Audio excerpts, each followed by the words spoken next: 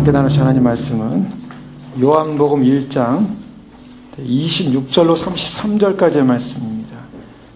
오늘은 성령의 세례라는 제목으로 주님 주신 말씀 함께 나누기 원합니다.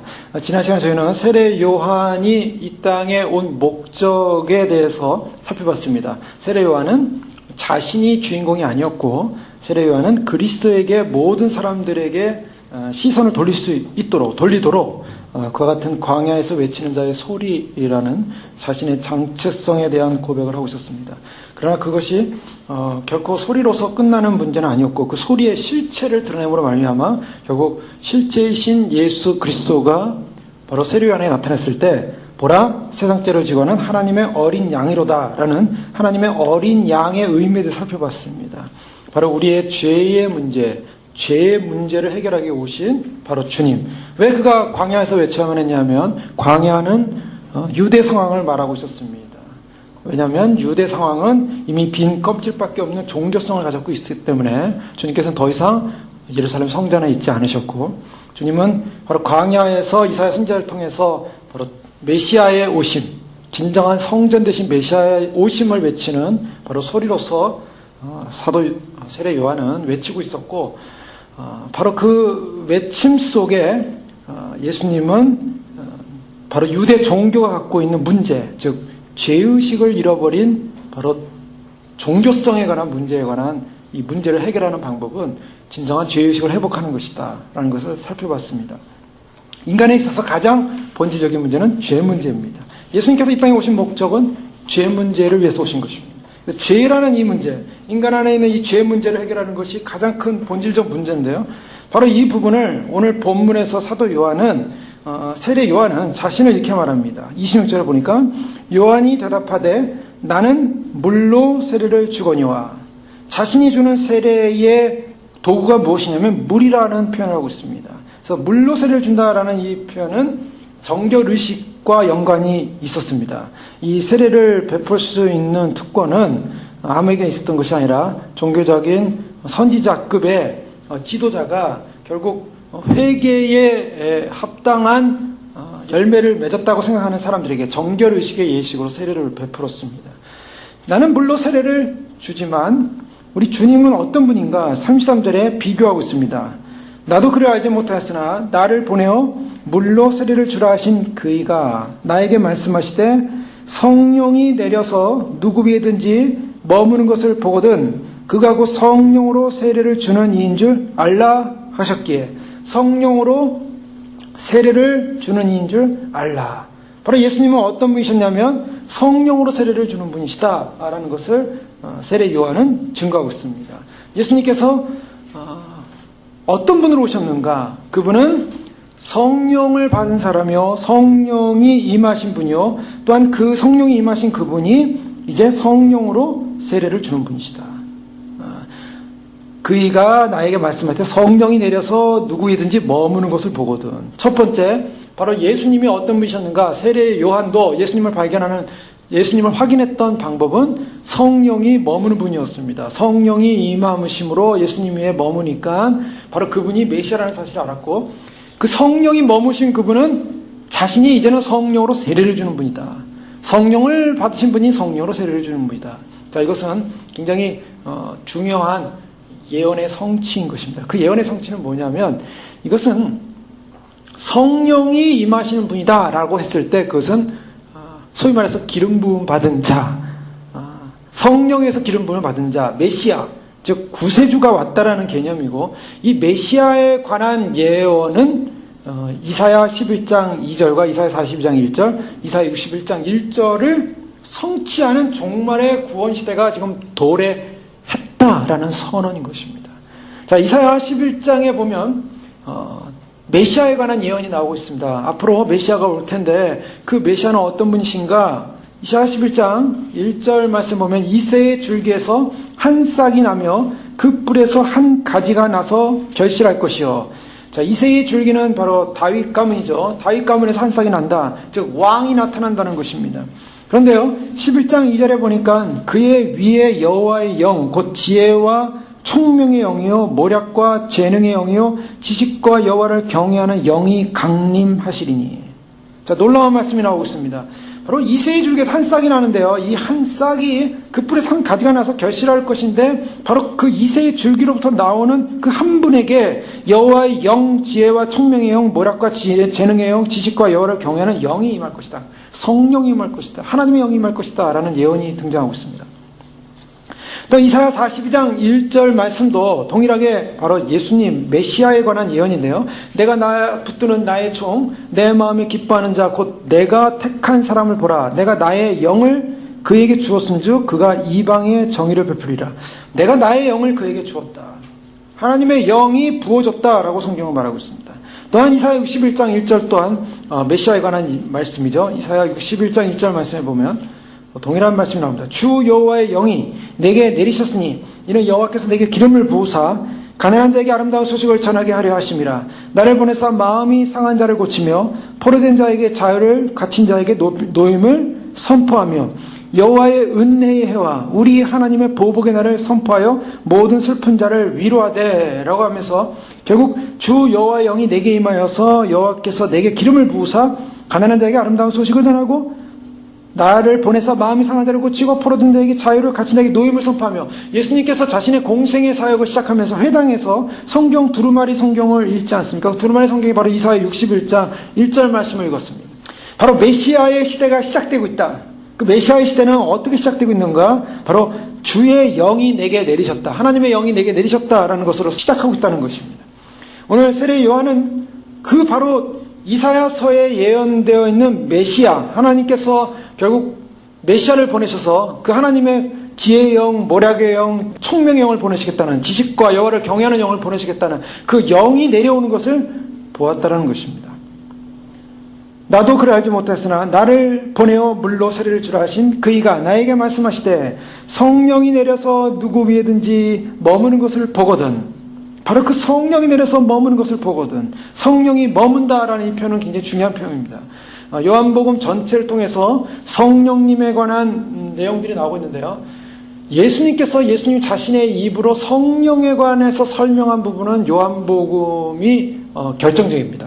마태, 마가, 누가복음 속에서는 예수님께서 성령님에 관해서 그런 자세한 설명을 하고 있지 않습니다. 그러나 요한복음에는 예수님께서 십자가에 못 박히시기 전에 잡히시던 날 밤에 제자들과 함께 식사를 하시고 그들에게 다락방 강화라는 것을 하십니다. 다락방에서 그들에게 가르치신 거죠. 이제 예수님께서 떠날 때가 얼마 남지 않으면 하시고 제자들을 사랑하실 때 끝까지 사랑하시면서 이제 나의 떠날 때가 됐다라고 하시면서 말씀하시지 않습니까? 그것이 요한복음 13장, 14장, 15장 계속 나오고 있는 그 말씀인데요. 그 말씀 속에서 예수님이 계속적으로 반복해서 강조하는 말씀이 나왔습니다. 그것은 바로 보혜사 성령을 보내겠다라는 말씀이었습니다. 보혜사 성령을 보내서 다른 보혜사를 내가 보낼 것이다. 이미 살펴봤죠? 보혜사는 누구냐? 바로 예수 그리스도. 바로 당신을 예수님 그분을 보혜사라고 얘기하고 다른 보혜사를 보내겠다. 예수님의 다른 분입니다. 다른 영입니다. 그러나 그 영은 예수님의 영이라고 할 수 있고 하나님으로부터 오는 영, 즉 하나님의 영입니다. 예수님 자신이 영이 되어서 그 영을 파송하여서 다른 보혜사를 보낸다라는 말씀을 통해서 위로하는 장면을 보게 됩니다. 자, 이 구약의 이사야를 통해서 이미 메시아의 예시아가 이 땅에 왔을 때 성령의 강림에 관한 예언을 하고 있는데 그 성령에 관한 예언을 하고 있는 바로 그 당사자가 지금 눈앞에 나타난 것입니다. 놀라운 사건입니다. 종말론적인 사건, 종말론적인 구원의 사건이 이제 시작되는 장면이 바로 세례 요한이 지금 보고 있는 어린 양이신 예수님께 성령이 임하는 장면을 보고 있는 것입니다. 자, 그 성령이 임하는 사람이 어떤 분인가?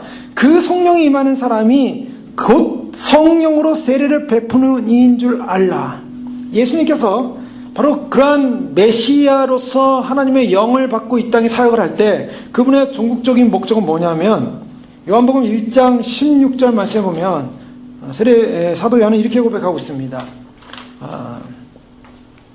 우리가 다 그의 충만한 데서 받으니 은혜 위에 은혜로라. 우리가 이미 1장 14절 말씀을 자세히 살펴봤죠. 말씀이 육신이 되어 우리 가운데 거하심에 우리가 그 영광을 보니 아버지의 독생자의 영광이요 은혜와 진리가 충만하더라. 은혜와 진리가 충만했습니다. 그런데 그 은혜가 진리가 충만하신 성육신하신 예수 그리스도를 바라보는데 그 은혜가 진리가 충만한 데서 끝난 것이 아니라 16절에 우리가 다 그의 충만한 데서 받으니 은혜 위에 은혜로라. 놀라운 말씀, 고백을 하고 있는 것입니다. 예수님께서 육신이 되셨는데 육신이 되서는 끝난 것이 아니라 그 예수님으로부터 우리가 예수님의 그 충만으로부터 받았다고 말하고 있습니다. 예수님의 충만으로부터 우리가 받으니 은혜 위에 은혜로라. 우리가 예수님의 그 충만한 데서부터 우리가 그 하나님이 주시는, 하나님이 현현하시고 하나님이 계시하시고 나타내셔서 당신의 아들을 통하여 하나님을 드러내시는 하나님의 그 충만이 뭐라 그랬습니까? 플레로마라는 말을 썼다 그랬죠. 근데 이 충만은 그냥 충만이 아니라 그랬습니다. 우리가 잔에다 물을 따를 때 잔에다 물을 따르면 잔에 그 끝이 있으면 거기다 물을 거기까지 딱 따라가지고 끝에서 조금 넘치지 않을 정도로 이렇게 따르게 되면 이것이 꽉 찬 것 같지만 그러나 꽉 차지 않은 그런 모습을 볼 수가 있습니다. 그래서 플레로마라는 말은 그냥 잔에다가 물을 따른다면 그 잔이 넘쳐서 흘러나오는 것입니다. 넘쳐서 흘러요. 그러니까 그 잔을 꽉 채웠다는 것입니다. 충만이라고 하는 것은 그냥 끝에 가서 간들간들 마지막 거기를 다 채웠냐 안 채웠냐 그걸 따지는 것이 아니라 다 차서 흘러 넘친다는 거예요. 자, 우리에게 주신 은혜가 어떤 은혜냐? 그냥 대충 은혜가 아니라 흘러 넘치는 은혜라는 것입니다. 그 흘러 넘치는 은혜를 우리에게 주셨다. 그래서 그것을 받으니 은혜 위에 은혜로라. 그런데 그 흘러 넘치는 은혜가 뭐냐라는 것입니다. 그 흘러 넘치는 은혜가 뭐냐? 자, 흘러 넘치는 은혜가 뭐냐면 오늘 예수 그리스도가 오셔서 선유신하신 그리스도가 오셔서 행하는 행위의 궁극적 목적은 뭐냐면 성령의 세례를 준다는 것입니다. 성령의 세례. 그건 바로 구원받은 자가 받은 표징입니다. 그래서 오늘 이 성령의 세례라는 것은 바로 예수님께서 이 땅에 오셔서 결국 구원받을 자에게 주는 궁극적인 충만의 은혜인 것입니다. 우리가 궁극적인 예수 그리스도로부터 충만한 데서 받으니 은혜의 은혜다. 우리가 받으니 무엇을 받았습니까? 예수 그리스도에게 무엇을 받았습니까? 예수 그리스도를 통해서 하나님의 영을 받았다는 것입니다. 하나님의 영을 받았다는 것은 하나님의 영은 무엇을 성경을 말하냐면 믿는 자에게 주어지는 성령을 말하고 있습니다. 하나님의 영이 믿는 자에게, 그 믿는 자는 무엇을 전제로 합니까? 회개를 전제로 합니다. 회개하고 믿고 주님을 따르기로 결정할 때 주어지는 은혜가 뭔가? 은혜라는 말은 다른 표현하면 선물이라고도 할 수 있죠. 그 선물이 무엇인가? 그것은 성령을 받는다는 것입니다. 그리스도인이 성령이 없다. 그리스도인입니까? 우리는 그리스도인이라고 안 합니다. 그건 자연인이에요. 성령이 없는 사람은 그리스도인이 아닙니다. 자, 그리스도인이 됐다라는 이 표현은 무엇을 말하고 있냐면 우리가 그동안 없었던 것, 우리가 받지 못했던 것, 우리가 알지 못했던 것을 알고 받고 그리고 보증을 받았다는 것입니다. 어떤 보증입니까? 구원의 보증입니다. 내가 예수 그리스도를 믿고 구원받는다. 예수 믿으면 구원받는다는 보증이 무엇입니까? 믿으면 구원받는다. 믿으면 구원받는다는 그 믿음의 구원받음의 보증, 확증이 뭡니까? 그 증명서 내놓으십시오. 그러면 뭘 내놓겠습니까? 난 믿습니다. 말로만 믿는다고 하면은 구원을 받느냐? 아니요. 믿는다고 하는 보증이 있어야 돼요. 그 보증이 뭐냐? 성령이라는 것입니다. 내가 믿으면은 구원받는다는 이 믿음의 구원의 확증을 주는 보증서가 성령이에요. 그래서 예수 그리스도를 믿으면 선물로서 어떠한 은혜가 주어지냐면 성령 하나님이 우리에게 오신다는 것입니다. 굉장히 중요한 시대가 열린다는 것입니다. 옛날 구약 시대에는 대제사장을 통해서 속죄의 제사를 드려도 성령 하나님을 이스라엘 백성들이 받지 못했습니다. 물론 구약에도 성령 하나님의 영은 활동을 하셨어요. 그러나 활동을 하시되 특별한 선지자나 특별한 경우에만 성령 하나님이 임하셔서 활동을 했지 모든 백성들이 이스라엘 백성들에게 성령 하나님이 다 임재하거나 성령 하나님께서 거주하지 않았습니다. 그런데 이제 요한복음에 와서 예수 그리스도 통해서 세례 요한이 무엇을 보고 있냐면 성령을 받는 그분, 바로 이사야 선지자가 예언한 바로 하나님의 영을 받는 그분을 보거든 그분이 바로 성령으로 세례를 베풀 자인 줄 알라. 그분이 바로 성령을 베푸시는 분이다. 어마어마한 기적적 사건이 이제 열리고 있다. 이것은 뭐냐? 종말의 구원의 시대, 즉 구약에 나타난 모든 메시아가 오므로 말미암아 일어나는 해방과 구원의 시대가 이제 시작되고 열린다라는 선언을 하고 있는 것입니다. 바로 이것이 세례 요한이 자신이 나는 물로 세례를 주거나 물로 세례를 준다는 것은 어떤 물로 세례를 줬기 때문에 그 안에 성령이 거한다거나 그 안에 무슨 하나님 역사가 일어나는 것이 아닙니다. 하나의 정결 예식이에요. 우리가 어떤 더러운 데 가서 뭐 쓰레기장 옆을 지나갔다고 생각해 보세요. 근데 막 먼지가 불어가지고 쓰레기가 온몸에 붙었다고 생각해 보세요. 그러면 어떻게 하겠습니까? 집에 와서 옷을 빨고 몸을 샤워를 하고 그래서 정결하게 깨끗하게 씻는 그 정도입니다. 속을, 내부를 정결하게 씻을 수가 없어요. 겉으로는 정결하게 하는 하나의 정결되어짐에 대한 어떤 하나의 행위적 사건이 물로 세례를 베푸는, 요한이 베푸는 세례는 이제 하나님 앞에 자신의 문제를 회개하고 정결하게 살겠습니다라는 그런 고백한 사람에게 그러한 정결의 하나의 표로서 정결 예식을 하는 것이지, 진정으로 그 안에 하나님의 영이 거하시는 놀라운 사건. 그래서 하나님의 영이 거하심을 말미암아 그 후에 나타난 사건이 뭡니까? 그 후에 나타나는 사건은 이제 저희가 서신서로 가서 보면요, 그 안에서 모든 인간의 본질적 변화가 일어나기 시작합니다. 새 사람으로서의 변화가 일어나요.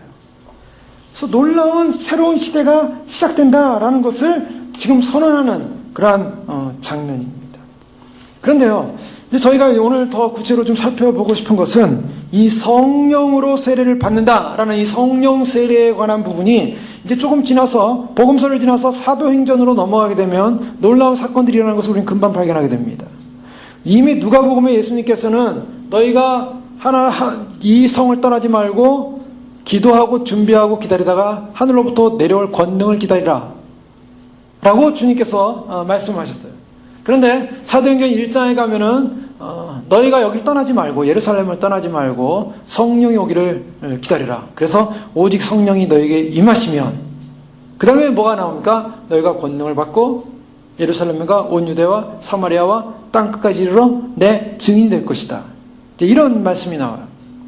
그래서 사도행전 1장 8절에 오직 성령이 너에게 임하시면 이 예루살렘 성을 떠나지 말고 여기서 유하면서 성령이 오기를 기다리라고 예수님께서 누가복음에 이미 말씀하셨고, 그리고 예수님께서 승천하시고 난 다음에 예수님의 제자들은 마가라는 다락방에 모여서 그들은 기도하기 시작했고 성령의 오심을 기다렸습니다. 그러다가 오순절 날 예수님 승천하시고 열흘 후에 하늘로부터 성령이 임했어요. 성령이 임하는데 불과 같이 불의 혀 같은 성령이 임해가지고 사람들 머리에 각자 머리 위에 불이 있더라. 그러면서 각자가 입이 열리더니 방언을 하기 시작하고 놀라운 역사적인 사건이 일어났어요. 그것이 오순절 성령 강림 사건으로 우리가 알고 있는 역사적 사실입니다. 자, 이제 이런 문제를 놓고 볼 때 이제 성령으로 세례를 받는다라는 이 표현을 사람들이 우리가 어떠한 성령 세례라는 것이 과연 무엇인가, 여러 가지 사람들의 가운데, 교회사 가운데 많은 사람들의 논란과 여러 가지 의견의 차이가 있어 왔습니다. 그 의견의 차이에 대해서 우리가 좀 정리를 할 필요가 있습니다. 우리는 지금 성령의 역사나 성령의 그런 어떤 그런 놀라운 사건들이 눈앞에 지금 당장 보이지 않는다 그래서 우리가 이것에 대해서 이렇게 별로 관심이 없었는지 모르겠어요. 그러나 성령의 역사가 일어나는 사건들이 성경책에 나타나고 있고 실제로 교회 안에서 또 성도님들 가운데 그런 성령의 역사를 체험하기도 합니다. 성령의 역사를 체험할 때, 그런 성령의 역사를 체험할 때 성령의 세례가 과연 무엇이냐. 자, 우리가 성경을 해석하는 과정 속에 항상 우리는 주목해야 되는 것은 극단으로 가는 것은 항상 위험합니다. 어떤 것이 위험하냐면 이 성령이라는 이 영적인 사건이 벌어질 때 이것이 과연 성령의 사건이냐 또는 아니면 성령이 아닌 사건이냐, 사람들이 참 구분하기가 어려울 것입니다. 성경에서 보여주는 것은 뭐냐면 성경에서 말하는 이 소위 말해 성령의 사건을 우리는 분명히 알아야만이 그것을 구분을 할 수가 있습니다. 많은 사람들이 여러 가지 개인적인 체험을 할 수가 있습니다. 그런데 개인적인 체험을 하면 항상 문제가 되는 게 뭐냐면 체험은 성경의 원리를 짓밟고 아니면 성경의 원리를 무시하고 그 체험이 우선이 될 수가 있습니다. 대부분이 그렇습니다. 내가 어떤 특별한 체험을 하게 되면 그 체험은 나에게 스페셜한 거야. 아주 특별한 겁니다. 그 남들은 내가 체험한 걸 몰라요. 나만이 알아요. 나만의 그 감격과 기쁨을 알아요. 그 체험을 했기 때문에. 그 때문에 그 체험이라는 것을 객관적으로 평가하거나 판단할 지능적 능력이 안 됩니다. 왜냐하면 그 자기의 체험 자체가 너무나 강렬하기 때문에.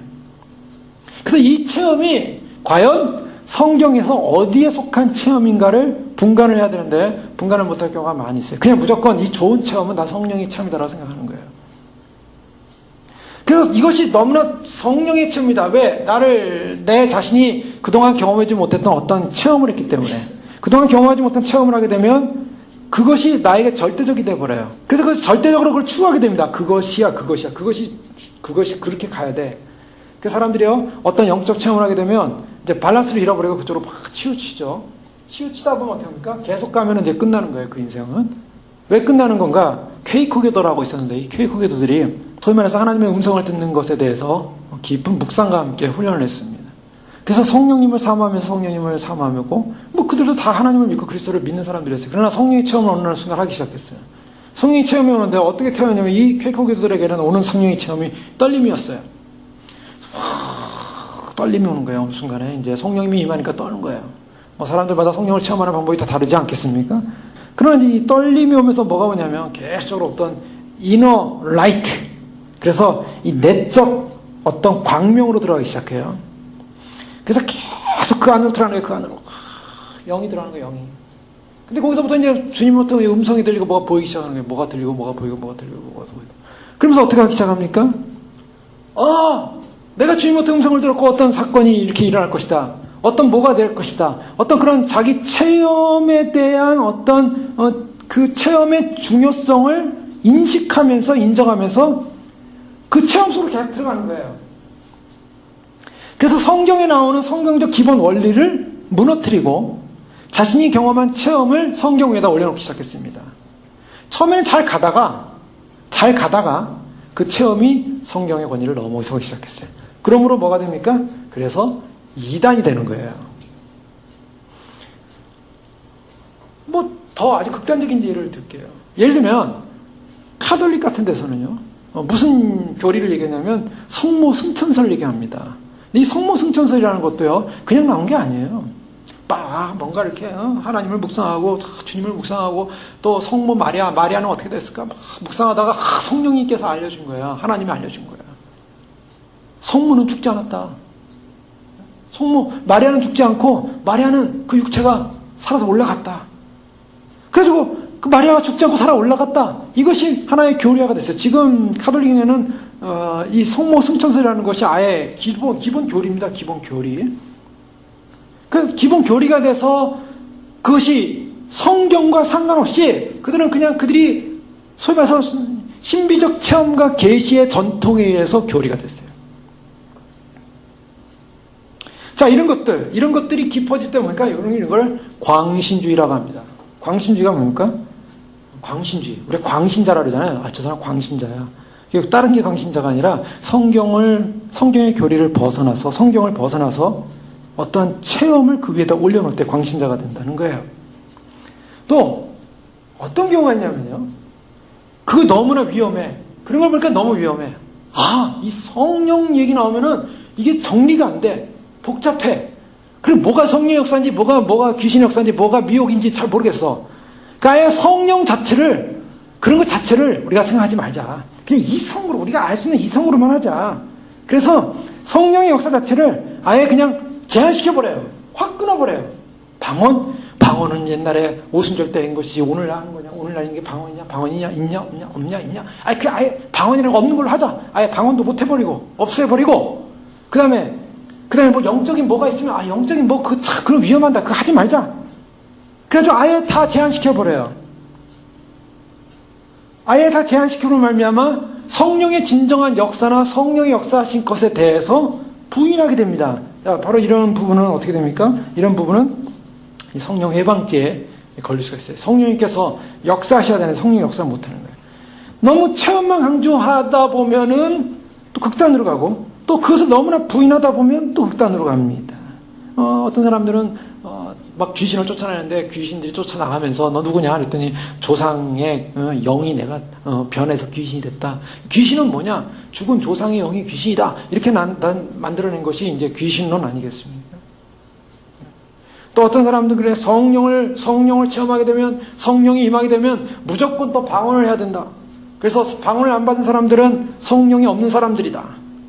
아니면 내지 방언을 안 받은 사람은 성령세례를 받지 못한 사람들이다. 라는 그러한 또 말을 하기도 합니다.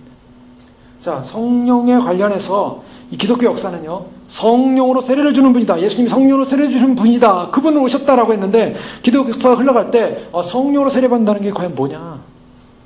사람들이 정리가 안 되기 시작했습니다. 그런데요, 성경에서 말하는, 자, 이 모든 것들을 이제 왜 이 말씀 드렸냐면, 그럼 성경에서 말하는 성령 세례는 뭐냐는 거죠. 성령 역사는 뭐라는 거죠. 예수님께서 주시는 성령은 어떤 성령이라는 거죠. 자, 우리는 그것을 좀 생각을 해볼 필요가 있습니다. 자, 성령 세례라고 할 때 이 성령 세례는 성령 세례 안에서도 두 가지로 사람들의 해석이 달라집니다. 그 두 가지로 달라지는 것은 뭐냐면 이것을 소위 말해서 오순절파에서 생각하는 성령의 세례라고 볼 수가 있어요. 오순절파에서 어떻게 생각하냐면 이미 예수 그리스도를 믿었지만 믿은 사람들이 온전한 성령 세례는 안 받은 사람들이 있다. 그럼 그 사람들은 뭐냐? 믿음으로 구원을 받는다고 했는데 믿음으로 구원받는 이 고백은 뭐냐? 고린도서 12장 3절에 보면 그러므로 내가 너에게 알게 하노니 하나님의 영으로 말하는 자는 누구든지 예수를 저주할 자라 하지 않고 또 성령으로 아니하고는 누구든지 예수를 주시라 할 수 없느니라. 성령으로 아니고는 예수를 주시라 할 수 없느니라. 맞습니다. 그러면 예수님을 주시라고 하는 사람들은 성령을 받은 사람입니까? 안 받은 사람입니까? 라는 질문을 던집니다. 성경은 우리가 볼 때 그렇게 단순하지가 않습니다. 그리고 이 성경 해석이라는 것은 한 단어, 한 문장, 한 나온 센텐스만 가지고 딱 결정나는 게 아니에요. 항상 그거 하나만 가지고 하나만 주장하는 사람들은 이단에 빠집니다. 항상. 성경은요, 종합적으로 봐야 돼요. 제가 왜 이런 말씀 드리냐면요, 많은 분들이 교회 생활하고 신앙생활하면서도 이런 것을 종합적으로 볼 수 있는 눈이 없기 때문에 항상 어디가 뭐가 있으면 그게 진리인 것 같고 뭐가 무슨 얘기하면 그게 진리인 것 같고 사람들이 혼란스러워한다는 거예요. 그래서 항상 성경은 밸런스 있게 봐야 하고 성경이 말하는 교리가 뭐고 그것이 무엇을 말하는가를 우리가 분명해서 우리가 그것의 전체적인 입체적인 말하는 진리를 알아야 됩니다. 자, 성령 세례가 뭐냐라고 했을 때 사람들은 우리가 어떻게 알고 있냐면 우리의 개념상으로는 성령 세례는 우리가 예수님을 믿으면 성령으로 세례를 받는다라고 알고 있습니다. 그렇습니까?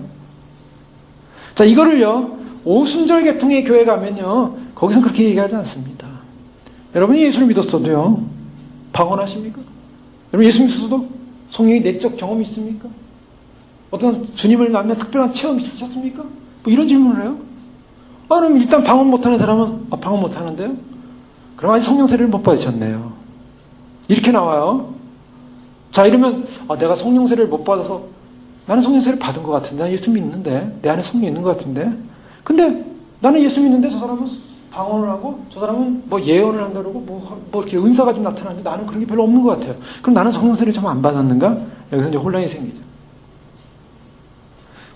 오순절 계통에서는 성령 세례를 뭐로 표현하고 있냐면, 하나의 은사가 드러나는 것으로 성령 세례를 얘기합니다. 은사가 드러나는 거예요. 그래서 방언을 해야만이 성령 세례를 받은 것이다. 그런데 우리가 성경적으로 보면은 이제 두 가지가 나오는데 그 두 가지가 보면 일단은 오늘 고린도전서 12장 3절 말씀에 보면 하나님의 영으로 말하는 자는 누구든지 예수를 저주할 자라 하지 아니하고 성령으로 아니하고는 누구든지 예수를 주시라 할 수 없느니라. 예수님을 주님이라고 말하시는 사람은 성령이 있다는 것입니다.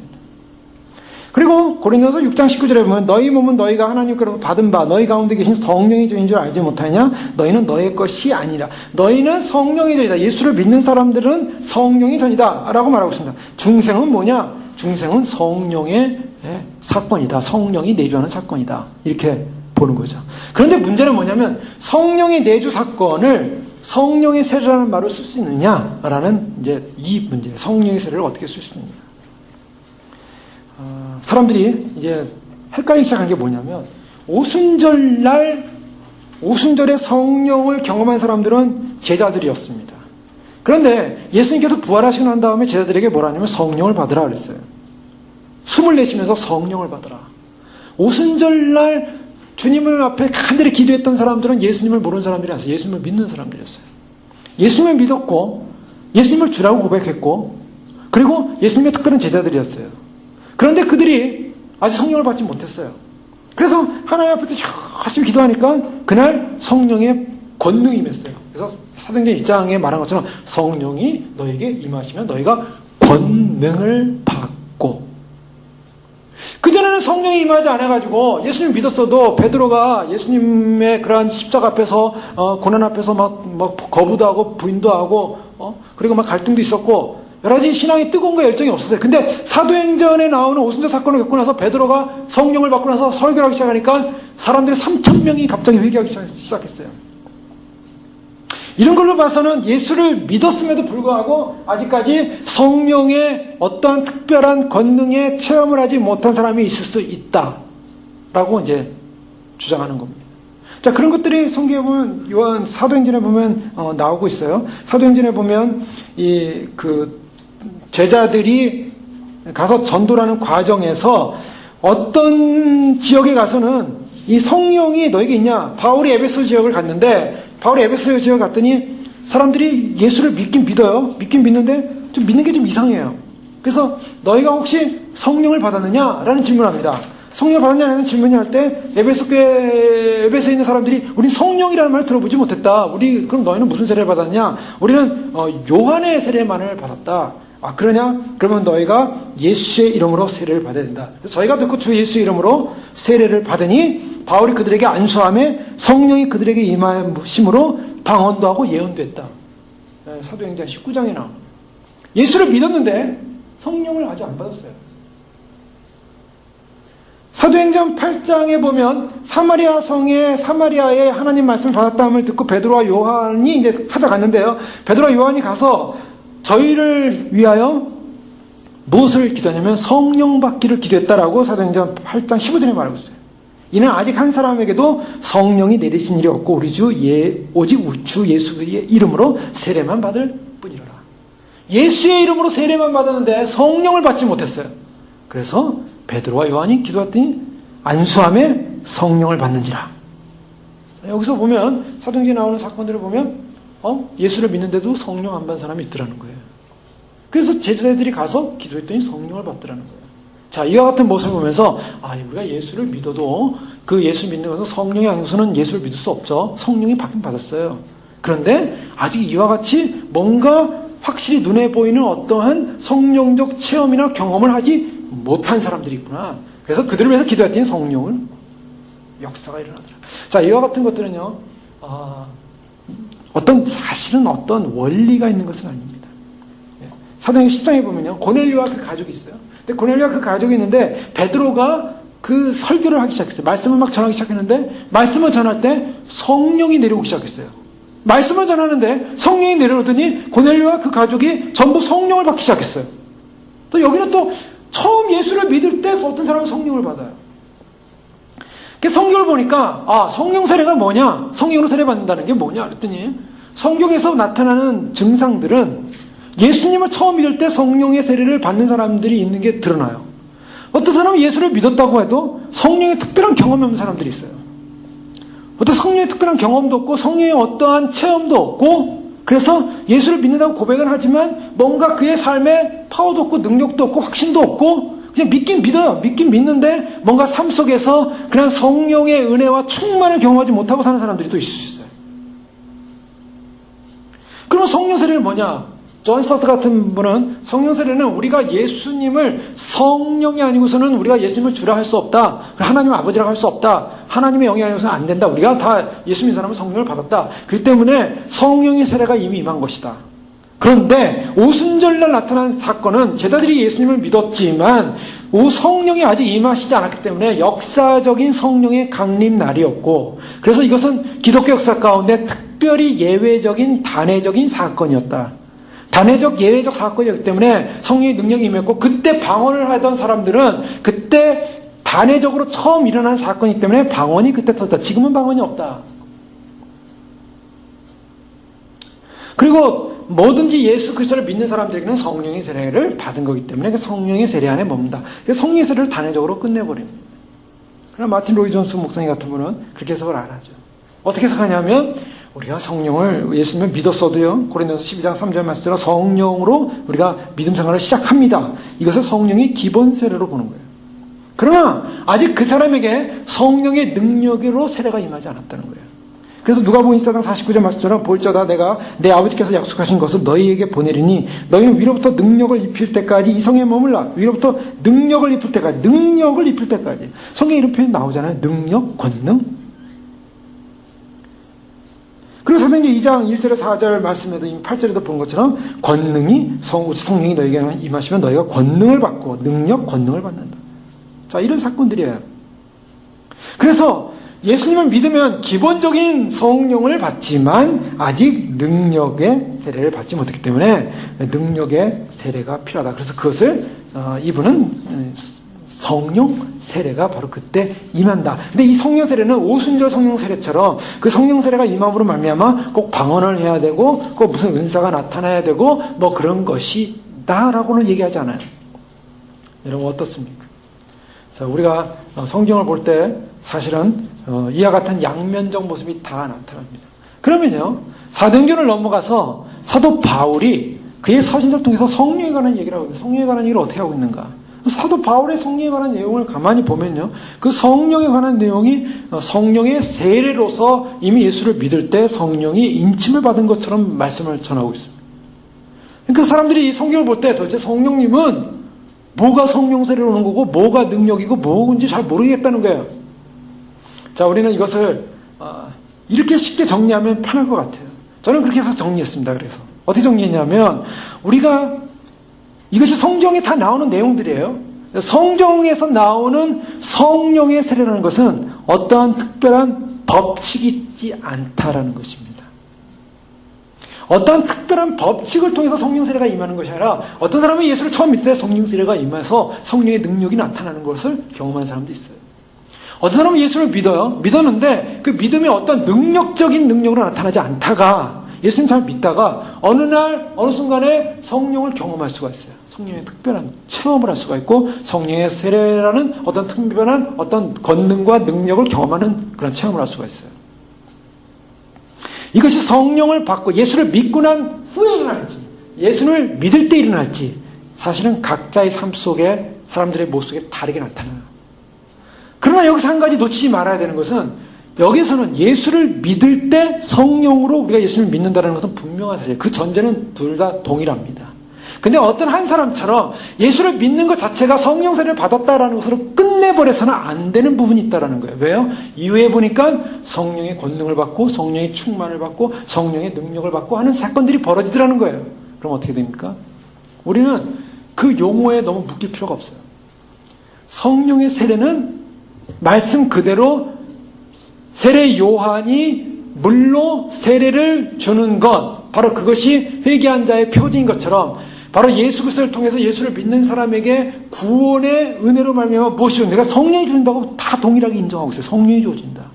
그렇다면 1차적으로 그것이 성령의 세례라고 볼 수가 있어요.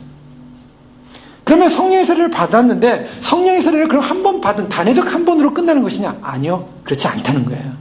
성령을 받은 사람이 내가 예수님 믿었습니다. 그래서 성령님으로 예수님을 고백합니다. 그러나 그 사람이 과연 능력 있는 삶을 계속 살아가고 있느냐는 거예요. 예수를 믿어도 많은 사람들이 능력 있는 삶을 경험하지 못하고 사는 사람들이 많이 있을 수 있다는 것입니다. 성령의 권능과 능력을 체험하지 못할 수가 많이 있다는 것입니다. 그렇기 때문에 무엇이냐면 예수님께서는 특별히 그 제자들에게 오순절 성령 사건을 염두에 두고 기도하라고 하신 것처럼 또 사도들이 가서 전도를 할 때 성령이 막 임하는 사건이 이랬던 것처럼 안수할 때요. 성령이 임했던 사건처럼 또한 사도 바울은 우리로 하여금 너희가 성령 충만을 받으라 라는 이 현재적 명령을 하고 있습니다. 성령 충만을 받으라. 이것은 무엇을 말하냐면 성령 하나님은 우리가 예수님을 믿을 때 성령이 내 안에 내주하고 계시지만 그러나 그 성령님은 내 안에 어떨 때는 성령의 능력으로 성령의 권능으로 또 성령의 충만으로 내주하시기 위해서 오신다는 것입니다. 바로 이것이 오늘날 바울 신학의 최종적 결론이에요. 그러면 뭡니까? 양면을 다 취한다는 거예요. 내가 예수님 믿는다는 거, 이것은 예수 믿고 성령 받는다는 것은 누구나 부인하지 않는 사실입니다. 그러나 성령 세례의 문제만을 성령 세례는 예수님 믿을 때 이미 받았기 때문에 이제 끝난 것이 더 이상 어떠한 능력도 권능도 필요 없고 내가 그냥 예수만 잘 믿으면 되는 것이다가 아니라 성령의 세례적 권능, 능력 그리고 성령의 역사를 사모하고 갈망하고 기대해야 한다는 것입니다. 바로 그것이 성령 세례가 갖는 최종적 결론이라고 볼 수가 있어요. 자, 그런데요, 사람들이 우리가 성령 세례를 받는다라고 말할 때 이것은 또 잘못 오해할 수가 있습니다. 무슨 성령 세례를 받는다는 것이, 성령의 어떤 충만을 받는다는 것이 무슨 에너지의 충만을 받는 것 정도로 생각을 할 수가 있다는 거예요. 자, 오늘 여기서 특별히 성령의 세례를 베푸는 이라는 이 표현을 감해 보세요. 성령으로 세례를 베푸는 이. 자, 이 성령 세례라는 것이 우리 입장에서는 성령의 세례를 받는다라는 개념이 있지만, 그러나 주님 입장에서는 뭡니까? 성령으로 세례를 베푸시는 분이라는 거예요. 굉장히 중요한 개념이죠. 예수님은 누군가? 라고 할 때 예수님은 성령으로 세례를 베푸시는 분입니다. 그 성령으로 세례를 베푼다라는 이 개념은 무엇을 담고 있습니까? 그분은 하나님이시다. 신성이시다. 그분의 신성을 강조하고 있습니다. 그래서 성령으로 세례를 베푼다라는 것은 그분의 신성. 자, 이 성령은 어떤 모습이냐면, 우리가 예수 그리스도로 말미암아 성령의 세례를 받는다는 것은 다른 표현으로 말하면은 예수 그리스도의 영을 받는 것과 같은 것입니다. 하나님의 영을 받는 거예요.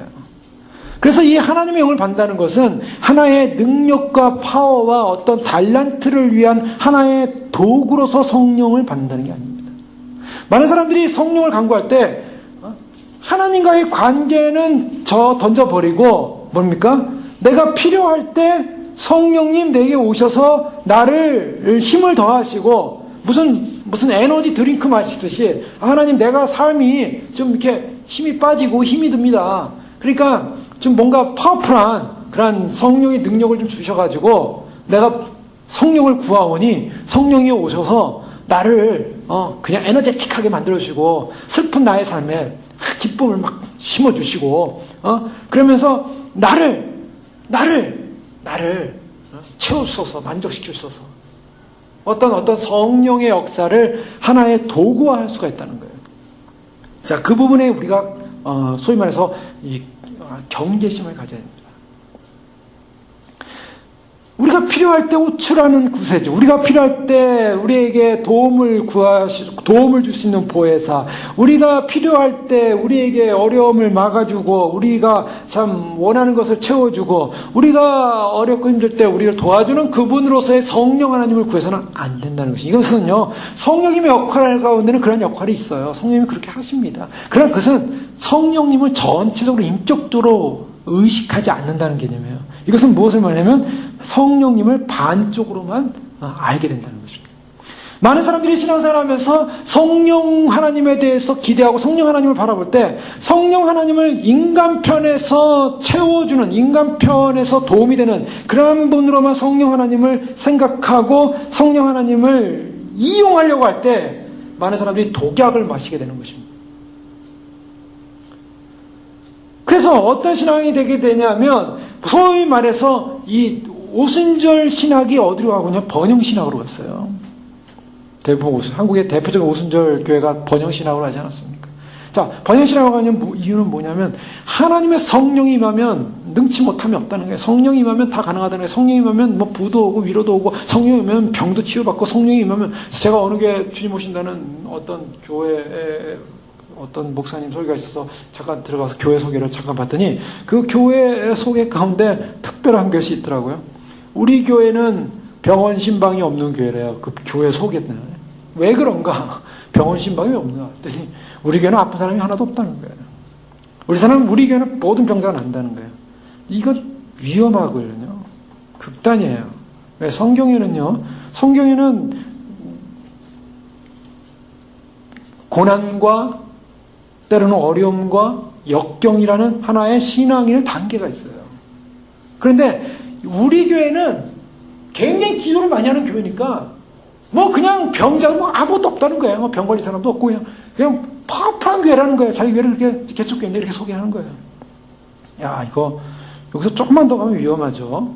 위험합니다. 사람들이요, 왜 성령 하나님을 추구하고 성령 하나님을 갈망할 때 또 많이 기도한다는 어떤 기도의 내용 속에 뭐가 있냐면, 뭔가 하나님으로부터 오는, 소위 말해서 하나님을 정말 주님을 주인으로 모시지 않고 자신이 정말 중생하지 않은 채 성령 하나님을 이용하려고 하고 하나님을 이용하려고 할 때,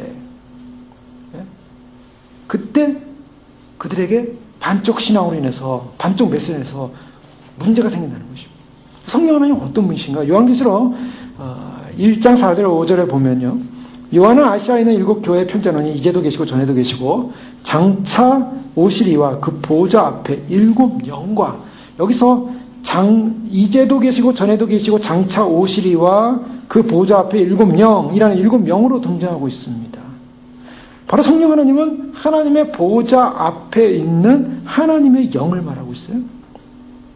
이 요한계시록 1장 5절에 보면 또 충성된 증인으로서 죽은 자 가운데서 먼저 나시고 땅의 임금들의 머리가 되신 예수 그리스도로 말미암아 은혜와 평강이 너에게 있기를 원하노라. 우리를 사랑하사 그의 피로 우리를 죄에서 해방하시고 라고 하면서 바로 예수 그리스도가 장차 오시리와 보좌 앞에는 7 영으로서 존재하는 것을 보여주고 있고요.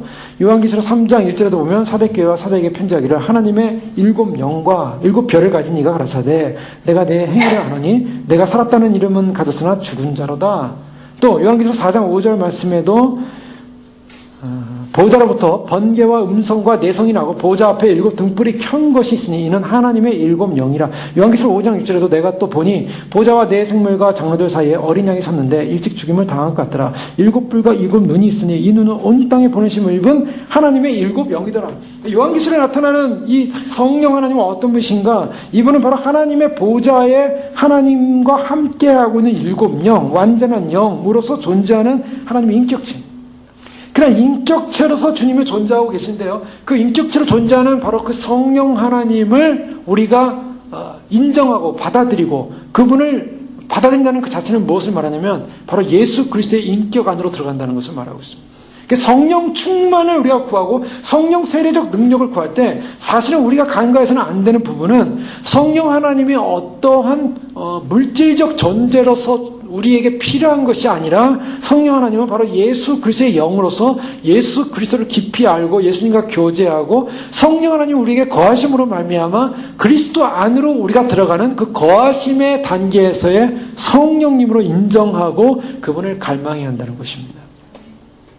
바로 이 성령 하나님이 우리에게 온다는 것은 다른 표현으로 하면 예수님께서 이제 요한복음 4장 3장에 가면 이 니고데모라는 이 유대 랍비와의 대화를 한 장면이 나옵니다. 이 유대 랍비와의 대화 장면에서 가장 잘 알려진 것이 바로 이 랍비가 예수님께 찾아와서 하나님께로부터 오신 선생인 줄 내가 압니다 라고 하면서 당신이 하나님께로 오지 않았다면 이 표적을 아무도 행할 수 없습니다. 그러니까 예수님이 무슨 말 하냐면 예수께서 대답하여 이르시되 진실로 진실로 내게 이르노니 사람이 거듭나지 않으면 하나님의 나라를 볼 수 없다. 거듭날 것에 대해서 언급을 하시는 장면을 보게 됩니다. 사람이 거듭나야 된다. 이 니고데모가 이 사람이 거듭나야 된다라는 이 말에 충격을 받아요. 그래서 사람이 늙으면 어떻게 날 수 있습니까? 두 번째 모태 들어갔다 날 수 있습니까?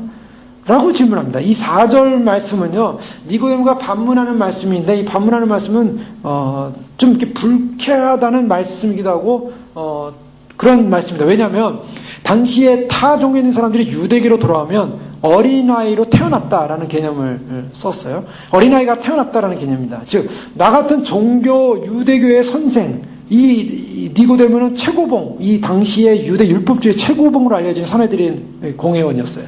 최고봉으로 알려진 율법 선생 중에 선생이었던 사람이 어떻게 내가 유대교에 처음 들어온 사람처럼 어린아이로 태어날 수 있습니까? 이거는 나한테 해당 안 되는 말이 아니지 않습니까? 라는 반문이에요. 나 같은 지도자에게 맞지 않습니다. 또 한 가지는 어떻게 모태에 들어갔다 나올 수 있습니까? 이게 무슨 말이냐면 인간의 어떠한 습관과 인간의 죄성 자체, 인간의 인생이 바뀌는 것 자체가 그렇게 힘이 든데 어떻게 완전하게 바뀔 수 있겠습니까? 거듭날 수 있겠습니까? 라는 이러한 두 가지 질문이 담겨져 있어요.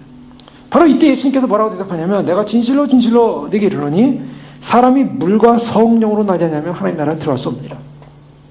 여기서 예수님께서 말씀하신 성령으로 세례를 주시는 이라고 세례 요한은 말하고 있는데 바로 그 성령으로 세례를 주시는 이라는 이 표현 속에 니고데모에게 예수님이 오셔서 진정으로 성령으로 거듭나야만이 진정으로 구원을 받을 수 있다라는 이 성령에 관련된 이야기를 말씀을 꺼냈다는 것입니다. 자, 이것이 바로 이 새 언약 시대, 즉 이제 예수 그리스도를 통해서 새로운 구원의 시대가 열린다라는 열림의 차원에서 성령이 임하고 그 성령으로 말미암는 구원의 역사를 예수님이 선포하고 있습니다. 자, 이 성령 하나님은요, 우리가 생각할 때 어떠한 파워나 능력이나 은사를 위해서 주어지는 것이 아니라 성령 하나님은 절대적으로 우리가 하나님 나라에 들어가는 새 언약의 중보자요, 새 언약의 보증인 것입니다. 그런 의미에서 우리는 성령 하나님과 어떤 관계가 있냐면 성령 하나님으로 우리 자신이 거듭날 뿐만 아니라 성령 하나님이 우리 안을 모시고 성령을 따라 살아야 한다는 것입니다. 그래서 신약시대의 성도들에게 있어서 가장 중요한 것이 우리가 성령 하나님에서 너무나 익숙해져 있습니다. 성령이 충만을 받아야 된다. 성령의 역사를 경험해야 된다. 성령 하는데 이것은요, 이게 보통 역사가 아니에요. 이것은요, 하나님 나라의 문을 여는, 하나님 나라에 들어가는 중보자로서 우리가 성령 하나님을 모시고 그 성령 하나님의 인품과 성격과 또 성령 하나님의 그런 거룩함과 성령 하나님께서 만드시는 그 성숙함을 향하여 달려갈 때 그것이 진정한 거듭난 자의 삶을 산다는 것입니다. 자, 이 성령으로 말미암는 이 사건은요, 물과 성령으로 거듭나야 된다라고 했을 때 이 물에 관한 설명을 사람들이 많이 합니다. 물과 성령이라는 것은 세례요한의 물과 같은 성령인가, 물과 같은 그런 세례인가. 사실은 이것도 새 언약의 그런 예언으로서 예언이 됐어요. 에스겔서 36장 25절에 보면 새 언약 시대를 이렇게 표현하고 있습니다. 맑은 물로 너희에게 뿌려서 너희로 정결케 하되 곧 너희 모든 더러운 것에서와 모든 우상을 섬기면서 너희를 정결케 할 것이며 또 새 영을 너희 속에 두고 내 마음을 너희에게 주되 너희 육신에서 굳은 마음을 제하고 부드러운 마음을 줄 것이며 또 내 신을 너희 속에 두어 너희로 내 율례를 행하게 하리니 너희가 내 규례를 지켜 행할지라. 자, 여기서 두 가지 양면을 설명하고 있죠. 에스겔서 36장 25절에는 맑은 물로 너에게 뿌려서 너희를 정결케 하되 모든 더러운 것을 우상에서 섬기는 너희를 정결케 할 것이요 새 영을 너희 마음속에 둔다. 자, 여기서 이 물과 성령으로 거듭난다, 성령으로 나지 아니하면 하나님께 들어갈 수 없다라는 이 표현은요, 바로 진정한 우상으로부터의 돌아섬, 모든 더러운 것으로부터의 돌아섬, 바로 이것이 바로 정결을 말하고 있어요. 즉 우리가 하나님 나라에 들어간다는 이 성령을 받는다는 사건은 무엇을 전제라고 했냐면 우상으로부터 돌아서는 물로 정결케 되는 것과 같은 정결한 삶으로서의 삶으로 전환해야 된다는 것입니다. 또 더 나아가서 새 영을 너희 속에 두겠다. 새 마음을 두겠다. 이 새 영이라는 것은 바로 성령 하나님을 말해요. 그래서요, 디도서 3장 5절에 보면 우리를 구원하시되 우리의 행한 바 의로운 행위로 말미암지 않고 오직 그의 긍휼하심을 쫓아 중생의 씻음과, 그래서 씻는다는 표현을 하고 있어요. 자, 예수님께서는 니고데모에게 물과 성령으로 거듭나야 들어간다. 이 물이라는 것은 씻음에, 에스겔서의 씻음에 관련되어 있죠. 그래서 정결케 한대. 근데 그의 긍휼하심을 쫓아 중생의 씻음과 그 다음에 성령의 새롭게 하심으로 하셨나니. 자, 우리가 구원받는 방법이 뭐냐? 우리가 구원받는 것은 우리가 씻어져야 한다는 것입니다. 씻어지고 정결케 되어질 뿐만 아니라 그 정결케 되고 씻어진 사건에서 우리가 이제는 성령으로 새로워져야 한다고 선언하고 있어요. 그래서 물로 씻음 받는 사건과 이것이 진정한 씻음을 말하는 것이고 이 진정한 씻음, 깨끗함과 성령으로, 그래서 로마서 6장에 가면요, 세례를 이렇게 표현해요. 깨끗해 정결케 하는 사건을 로마서 6장 3절에서 11절에 무릇 그리스도 예수와 합하여 세례를 받은 우리는 그의 죽으심과 합하여 세례 받은 줄을 알지 못하느냐? 그러므로 우리가 그의 죽으심과 합하여 세례를 받음으로 그와 함께 장사되었나니 이는 아버지의 영광으로 말미암아 그리스도를 죽은 자 가운데 살리신 것 같이 우리도 또한 새 생명 가운데 행하게 하려 함이라. 만약 우리가 그의 죽으심을 본받아 연합한 자가 되었으면 또한 그의 부활을 본받아 연합한 자가 되리라. 우리가 알거니와 우리 옛사람이 예수와 함께 십자가에 못 박힌 것은 죄의 몸이 멸하여 다시는 우리가 죄에게 종노하지 아니하려 함이니 이는 죽은 자가 죄에서 벗어나 의롭다 하심을 얻었습니다. 그러면서 이와 같이 너희도 너희 자신을 죄에 대하여는 죽은 자요 그리스도 예수 안에서 하나님을 대하여는 산 자로 여길지니라. 로마서 6장 3절에 무릇 그리스도 예수 합하여 세례를 받은 우리는, 그래서 무슨 세례를 말할까요? 세례, 씻음을 받았다는 거예요. 이 씻음과 중생의 씻음과 성령의 새롭게 하심이 구원인데요, 중생의 씻음이라는 게 뭔가? 바로 예수 그리스도와 함께 세례를 받았다. 앞으로 오실 성령은 어떤 성령인가? 바로 세례 요한은 바로 이분은 성령으로 세례를 주실 분이라. 성령으로 세례를 준다는 게 뭔가? 사실 성령으로 세례를 준다는 개념 속에는 우리가 예수 그리스도로 세례를 받는다는 거예요. 그 예수 그리스도로 세례를 받는다는 그 말은 예수님과 함께 십자가에 못 박혔다가 그의 죽으심과 합하여 죽고 우리가 그의 살으심과 같이 우리도 살아서 새 생명 가운데 거하는 존재. 성령으로 세례받는다는 것은 사실은 성령의 역사로 말미암아 우리가 그리스도의 십자가 사건에 참여한다는 것을 말하고 있습니다. 우리가 그리스도의 십자가 사건에 참여함으로 말미암아 우리가 진정으로 씻어지는 사건이 일어난다는 거예요. 그것이 물과 성령으로 세례를 받고 물과 성령으로 거듭내야 한다는 바로 예수님이 니고데모에게 한 그 말을 지금 증명하고 있는 것입니다. 골로새서 2장에도 같은 말씀이 나옵니다. 12절 이하에 보면 너희가 세례로 그리스도와 함께 장사한 바 되고 또 죽은 자 가운데서 그를 일으키신 하나님의 역사를 믿음으로 말미암아 그 안에 함께 일으키심을 받았느니라. 세례로 함께 장사된 바 되고 죽은 자 가운데서 일으키셨다. 그 역사로 말미암아 함께 일으키심을 받았다. 이게 세례라는 거예요. 성령으로 세례를 주실 자, 바로 예수 그리스도의 십자가 앞에 우리가 함께 우리의 죄가 죽고 우리가 그분의 다시 살아나신 것 같이 우리가 다시 살아남으로 말미암아 결국 우리가 정결케 되어지고 거룩해 되어지고 죄 용서함을 받는 사건, 이것이 바로 성령의 세례인 것입니다.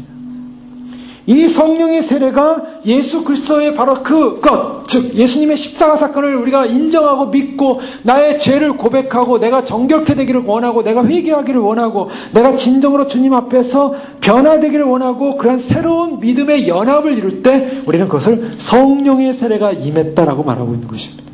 즉 그리스도를 인격적으로 영접하고요, 그리스도를 받아들일 때 그리스도를 인격적으로 영접하고 받았다는 사건은 어떤 역사를 하냐면 성령이 우리 안에 내주하심으로 그것을 보증한다는 것입니다. 그러니까 성령의 내주는요, 결국 성령의 세례는 그리스도와 함께 세례받음을 말하고 있는 것입니다. 그리스도의 십자가 사건을 믿는 것이 성령의 세례를 말하고 있는 거예요.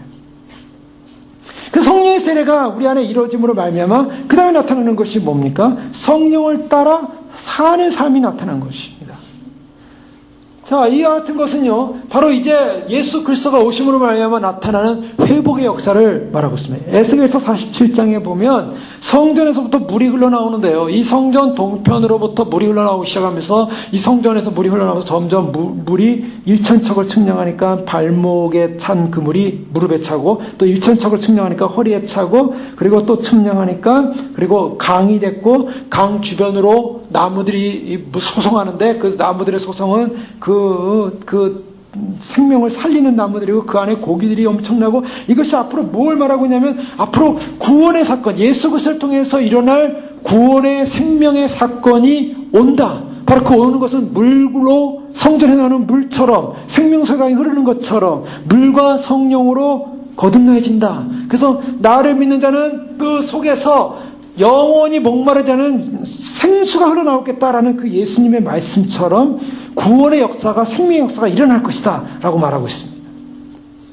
바로 이와 같은 성령의 강림한 사건, 성령이 우리 안에 임하는 사건, 이것이 바로 마지막 시대에 구원받는 자들의 종말의 구원의 시대가 시작되고 있는데요, 바로 이것은 니고데모에게 예수님께서 물과 성령으로 거듭나야 된다는 이 말씀 속에는 이제 놀라운 전환이 일어납니다. 이 전환은 아까 요한복음 저희가 1장에 보면 17절에 율법은 모세로 말미암아 주어진 것이요 은혜와 진리는 예수 그리스도로 말미암아 온 것이다, 이렇게 표현하고 있습니다. 자, 율법은 모세로 말미암아 주어진 것이요 은혜와 진리는 예수 그리스도로 말미암았다. 모세와 율법과 예수 그리스도와 은혜를 비교하고 있습니다.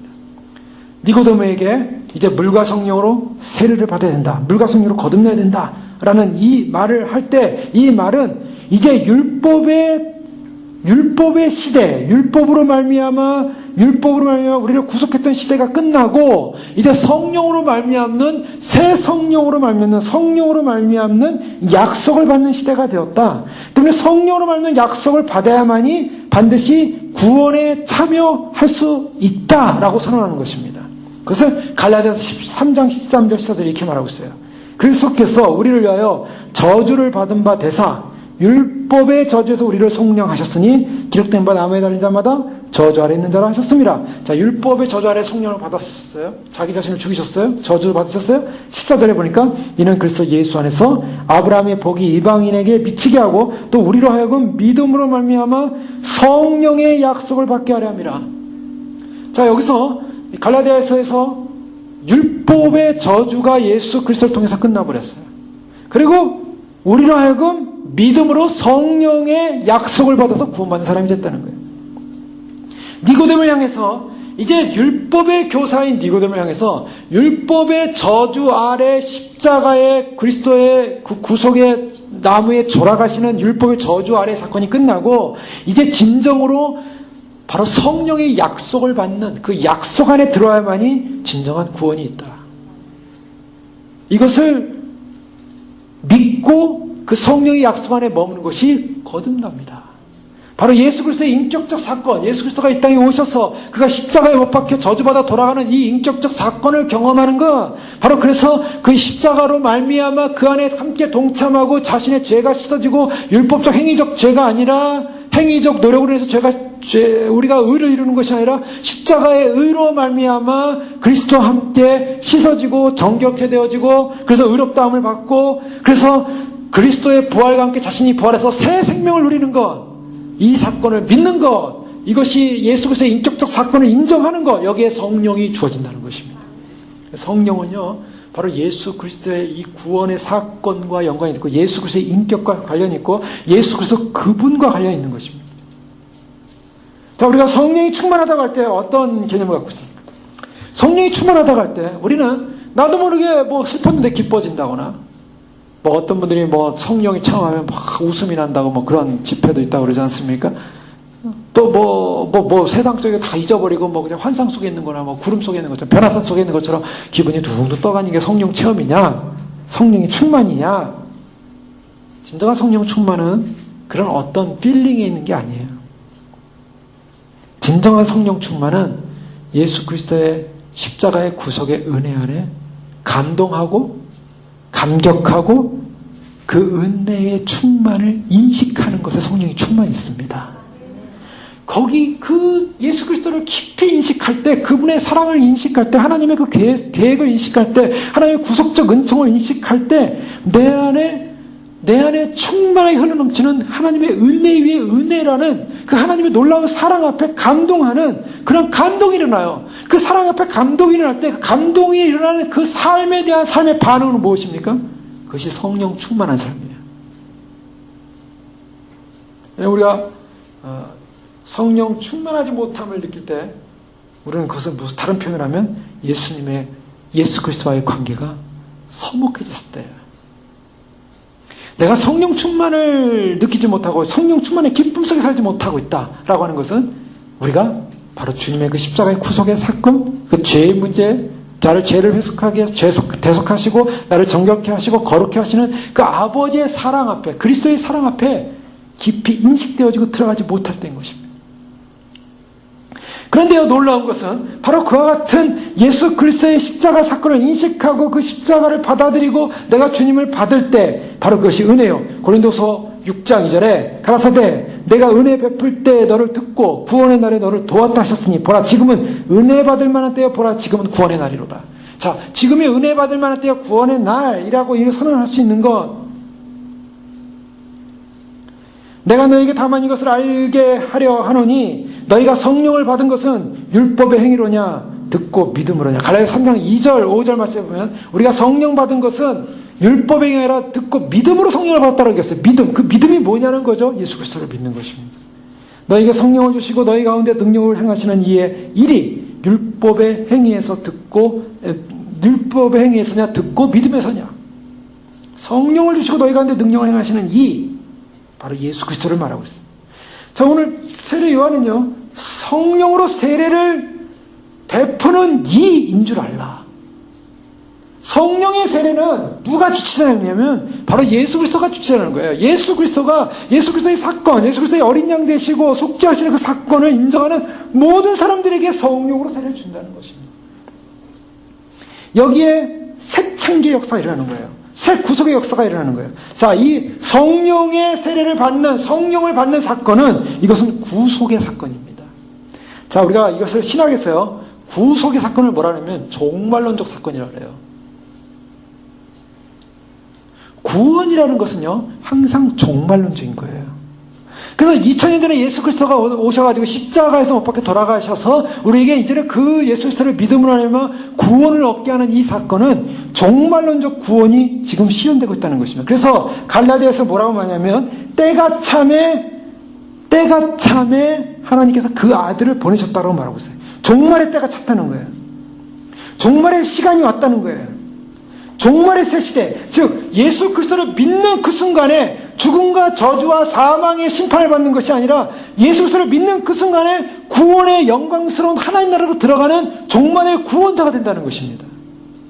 자, 이것은요, 그동안 2000년 기독교 역사를 통해서 예수 그리스도가 가져오는 종말론적 구원의 역사를 모든 믿는 자 안에서 모든 사람들이 다 그걸 누렸어요. 그들은 그의 삶의 실제 속에서 그들이 사는 삶 동안에 예수 그리스도의 십자가 사건을 믿음으로 말미암아 그들이 구원받음의 대열에 섰다라는 이 구원의 감격 속에 그들은 구원의 대열에 들어갔어요. 그 구원의 대열에 들어간 것, 이것이 바로 종말론적인 사건입니다. 그런데 이 종말론적인 사건은 바로 성령의 도래와 함께 시작을 하고 있다는 겁니다. 이 성령의 도래와 함께 시작하는 것은 요엘서 2장에 보면 이제 베드로가 이 성령 강림, 오순절 성령 강림 사건을 설명하면서 말세의 남종과 여종에게 하나님의 영을 부으시겠다라는 것을 인용하고 있어요.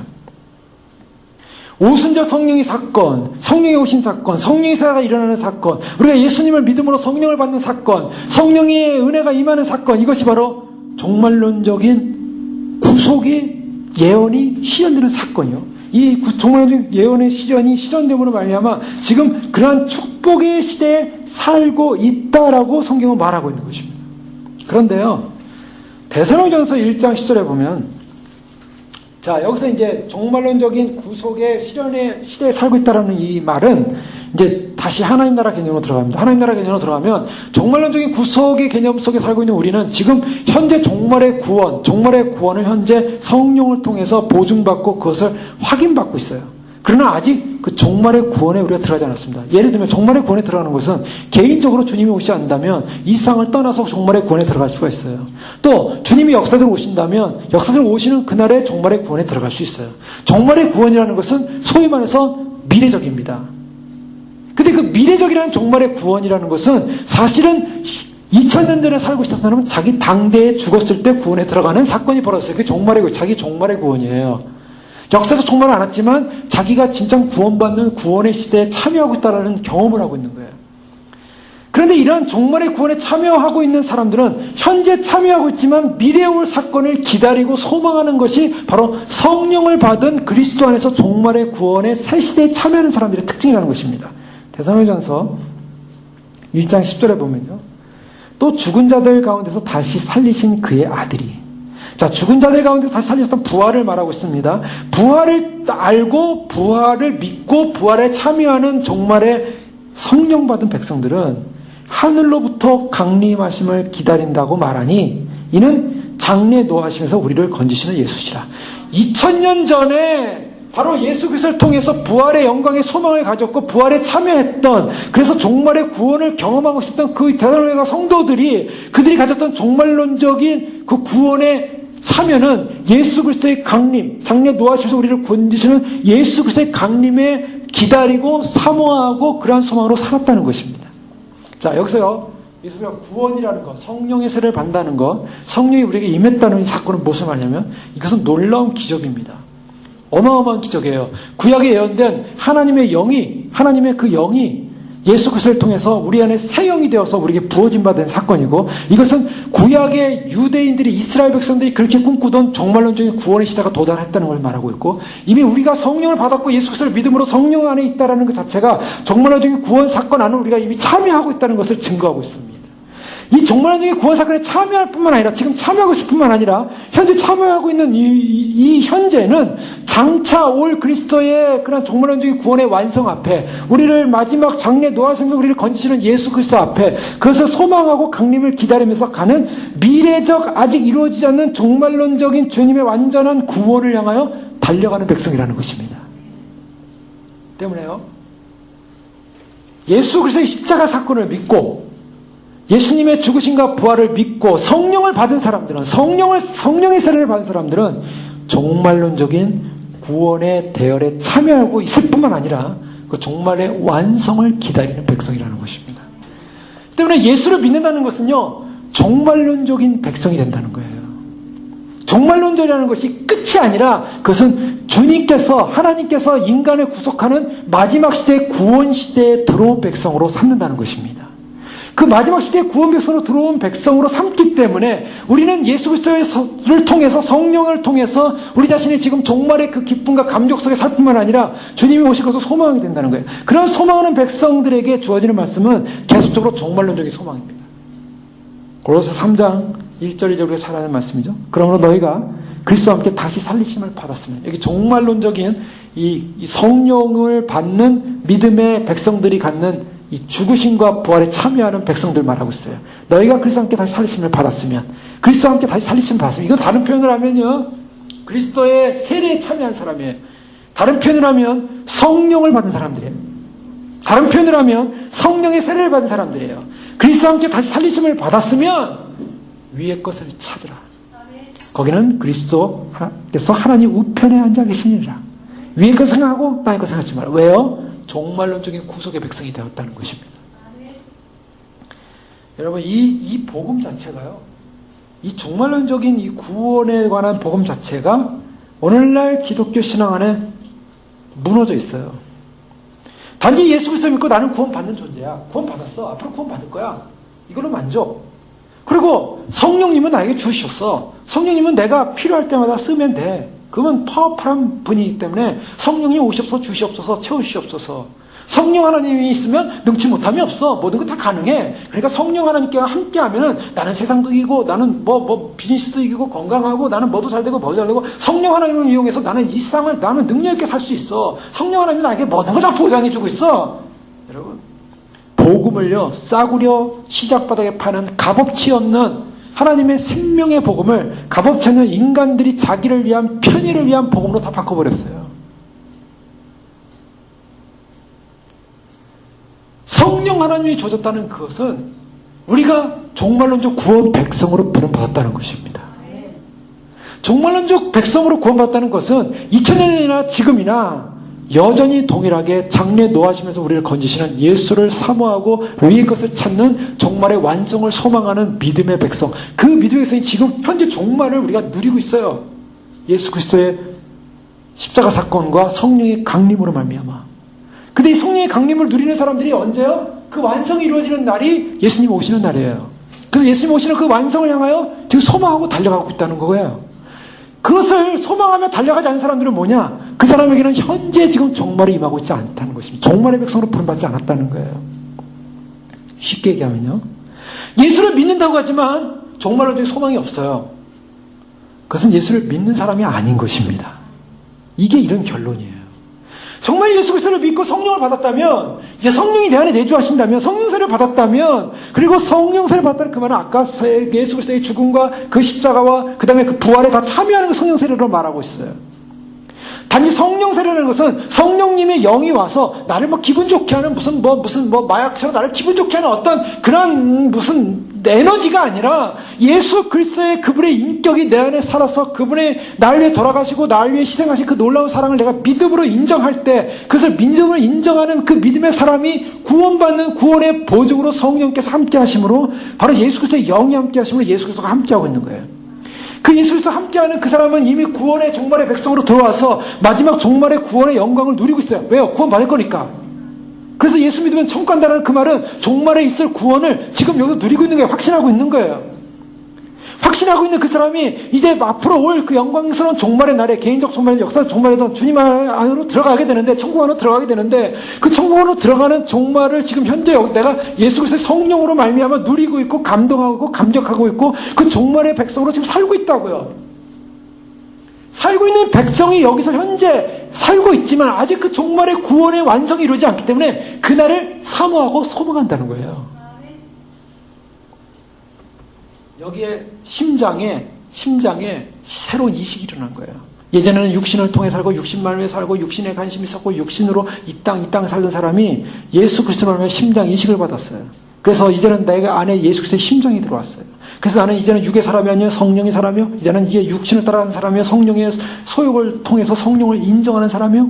그 성령의 소욕을 인정하는 사람은 새 생명이 들어온 사람이요. 구원의 백성이요. 구원의 백성이라는 앞으로 구원받을 백성이요. 구원받을 백성은 구원의 완성을 향해 달려가는 백성이요. 그래서 이 사람 안에는 역동적인 드라이브, 이 역정적인 우리 안에 우리를 움직이는 그런 강력한 힘은 어디로 향해 하냐면 계속 어디를 향해 가려고 하냐면 이 우리의 심령은 주님을 향해 달려가고 있다는 거예요. 주님의 나라, 구원을 향하여.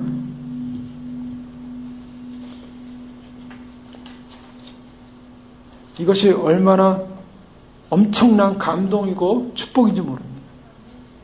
그래서 성령이 오셨다고 하는 것은요, 우리로 하여금 성령이 왔다는 것은 하나님과 그리스도와의 관계성 속에 머무는 것이고, 그리고 그 그리스도의 관계성 속에 머물 뿐만 아니라 그리스도의 역사 가운데 계속 참여하는 것을 말하고 있습니다. 그래서 그리스도의 역사 가운데 참여함으로 말미암아 우리가 이제는 여기서 머무는 것이 아니라 로마서 8장 12절 말씀에 보면 이렇게 말씀하고 있습니다. 14절까지 말씀에 보면, 그러므로 형제들아 우리가 빚진 자로 돼 육신에 져서 육신대로 살 것이 아니니라. 너희가 육신대로 살면 반드시 죽을 것이로되 영으로서 몸의 행실을 죽이면 살리니 무릇 하나님의 영으로 인도함을 받는 그 사람은 하나님의 아들이라 라고 말하고 있어요. 우리가 이제는 어떻게 사요? 육신대로 살지 않고 우리가 영으로서 몸의 행실을 죽이면서 우리가 영의 인도를 받고 사는 사람, 즉 성령을 따라 살지 않으면 안 되는 그런 사람이 됐다는 것이고, 이 성령을 따라 사는 사람들은 어떻게 됩니까? 계속적으로 성령의 역사가 우리 안에 내주하시고 인도하시기를 소망해야 되는 것입니다. 성령이 나를 인도하시도록. 그래서 성령 세례라는 것이 단지 성령으로 세례를 붙일 뿐이라는 것이 예수님을 믿음으로 단지 그 사건으로 끝난 이례적 단회적 사건이 아니라, 사실은 성령 하나님은 우리를 계속적으로 주님과의 관계 속에서 깊이 들어가게 하기 위해서 성령 하나님은 우리 안에 계속적으로 찾아오시고 함께 하시고, 그래서 우리를 성령의 은혜 가운데 충만케 거하시는 분으로 찾아오십니다. 그래서 사도 바울은 우리로 하여금 성령 세례를 이미 받았음에도 불구하고 너희는 성령 충만을 구하라. 성령 충만을 강구하라. 성령의 계속적인 내주를 강구하라는 거예요. 계속적인 인격적인 관계의 회복을 강구하라는 거예요. 주권적 성령의 역사가 나를 인도하시도록 강구하라는 거예요. 성령의 충만이 임하지 않고서는 우리는 계속적인 주권적 역사 가운데 그날을 소망하지 않습니다. 자, 그럼 결론적으로 보면요, 어떻습니까? 예수 그리스도를 믿고 우리가 성령의 세례를 받은 백성이 됐다면 정말론적인 그 구원에 참여하는 백성이 됐다 그랬어요. 구원에 참여하는 백성은 그 구원의 역사가 완성되기를 소망한다 그랬어요. 그 자동으로 소망하는 거예요. 자동으로. 누가 하라지 말라도 소망하는 거예요. 내 안에 정말 거듭남이 일어난 사람은요, 성령으로 말미암아 거듭나면 그 다음부터 정말론적인 신앙이 됩니다. 이게 뭐 극단적인 게 아니에요. 이게 성경이에요. 저는 이게 극단적인 말하는 게 아니에요. 지금 이 미국에서 한 모든 보수 신학의 바흐 신학의 핵심은 다 정말론이에요. 바흐 신학을 만약에 공부하고 싶어서 신학교 가서 공부한다면 바흐 신학의 내용은 다 정말론적인 사건을 말하고 있어요. 근데 이 신학이 무너져 버렸어요. 지금 사람들이 다 번영 신학으로, 자기들 편한 신학으로, 세속 신학으로 바꿔버려 가지고 전부 사람들이 편한 얘기만 하고 있어요. 사람들이. 그럼 예수를 믿게 되면, 믿고 구원받은 사람이 되면 다 주님의 나라, 구원, 주님의 영광, 올 하나님 나라를 소망하게 돼 있다. 그것이 정말론적인 신앙이에요. 주님은 다 그걸 얘기하고 있어요. 천국은 이렇다, 천국은 이렇다, 천국은 이렇다. 이 땅이 아니었어요. 다 천국은 이렇다. 천국에 부활 사람다. 천국에 어떻게 하라, 천국에 준비해라. 천국이지. 다 이 땅이 아니라고요. 그 거듭난 사람들은 다 천국을 바라보고 천국의 임하심과 그 나라의 임하심과 하나님 나라의 임하심을 소망하는데, 바로 그런 주권적인 하나님의 역사가 계속적이 되기 위해서는 우리가 어떻게 되는가? 성령이 단회적으로 온 것으로 끝나는 것이 아니라, 성령은 우리로 하여금 계속적인 하나님과의 관계 속에, 그리스도의 관계 속에서 성령이 나를 계속적으로 그런 구속받은, 정말론적인 구속받은 백성으로, 구원에 참여하는 백성을 우리를 인도하시도록 계속적으로 성령 하나님 내 안에 임하시고 오시고, 주님께서 역사하시고 이루시고, 주님께서 계속 간섭하시고 관계를 유지해 주시길 간절히 원합니다. 라는 이런 고백을 날마다 한다는 거예요. 그래서 이러한 주권적 하나님의 나라가 내 안에 성령의 역사심과 인도하심을 통해서 이루어질 때 우리는 정말론적인 구속의 백성으로 새 사람으로서 정말 이 구약에 예언된 새 영을 받은 백성으로서 그 새 영을 주시기 위해서 예수 그리스도가 오셨고 성령으로 세례를 베푼 자라는 바로 예수 그리스도의 그와 같은 사건이 우리에게 얼마나 정말론적인 구원의 역사를 가지고 오는가, 생명의 역사를 가져오는가. 세례 요한이 그래서 누가복음에 그렇게 말씀한 겁니다. 만약에 너희가 회개하지 않으면 심판이 너에게 임한다. 바로 이것은 뭘 말하고 있습니까? 누가복음 3장 그가 이렇게 고백합니다. 사람들이 세례를 받으러, 요한이 세례를 받으러 나오는 무리에게 이르실 때 독사의 자식들아 누가 너희를 가르쳐 장차올 진노를 피하라 하더냐. 그러므로 회개에 합당한 열매를 맺고 속으로 아브라함이 우리 조상이라 말하지 말라. 내가 너에게 이르노니 하나님이 능히 이 돌들로도 아브라함의 자손이 되게 하시리라. 이미 도끼가 나무 뿌리에 놓였으니 좋은 열매 맺지 아니하는 나무마다 찍혀 불에 던지우리라. 무리가 물어 가로되 그러면 우리가 무엇을 하리까? 대답하여 가로되 옷 두 벌인 자는 옷 엄자에게 나눠줄 것이요 먹을 것인 자는 그렇게 할 것이니라 하고 세리들도 세례를 받고자 하여 와서 가로되 선생이여 우리는 무엇을 하리까? 가로되 정한 세에 늑치지 말고 하면서 여러 가지 얘기를 하고 있지 않습니까? 자, 그러면서 요한이 모든 사람에게 대답하여 가라되 나는 물로 너에게 세례를 주거니와 나보다 능력이 많으시니가 오시나니 이는 나는 그 신들면을 풀기도 감당치 못하겠노라. 그는 성령과 불로 너에게 세례를 주실 것이요 손에 키를 들고 자기의 타작마다를 정하게 하사 알곡은 모아 곳간에 들이고 쭉정이는 꺼지지 않는 불에 태우시리라. 성령과 불로 너에게 세례를 주시는데 이 성령과 불로 세례를 주시는 분은 어떤 분이야? 정말론적인 키를 가지고 와서 타작마당을 정하게 하시면서 알곡과 가라지, 알곡과 쭉정이를 가르시면서 쭉정이는 불에 태우시고 알곡은 곳간에 넣으시는 정말론적인 심판자로 오신다는 것입니다. 무엇을 말하냐면 세례 요한이 지금 외치고 있는 것은 뭘 말하냐면 구원이라는 것은 정말적 심판을 전제한다는 거예요.